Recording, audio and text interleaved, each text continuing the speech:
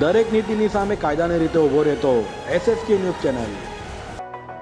સુરતમાં બસમાં કંડક્ટર સાથે માથાકૂટ કરી ધારાસભ્યના નામે દમ મારનાર અને પૂર્વ સ્ટેન્ડિંગ ચેરમેનનો ફોટો બતાવનાર અંગે પરેશ પટેલે ખુલાસો કર્યો હતો।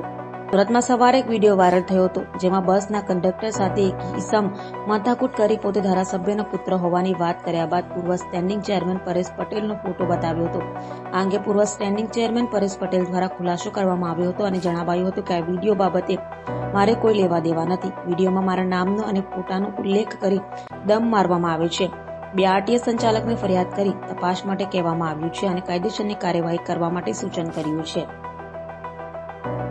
સ્ટાર્ટ મારા નામથી એક વિડીયો હમણાં વાયરલ થયો છે, જેની સાથે મારે કોઈ પણ પ્રકારના સંબંધો નથી। આ વ્યક્તિને ઓળખતો પણ નથી ને એના ઉપર મેચ BRTS ની અંદર અંસાર ટ્રાવેલ્સની જે બસ છે એ 402 કે 3 નંબરની બસની અંદર આ વાયરલ થયેલો વિડીયો મારી પાસે આવ્યો છે।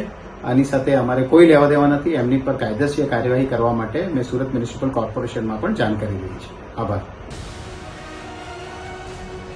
દરેક નીતિની સામે કાયદાની રીતે ઉભો રહેતો SSK ન્યૂઝ ચેનલ।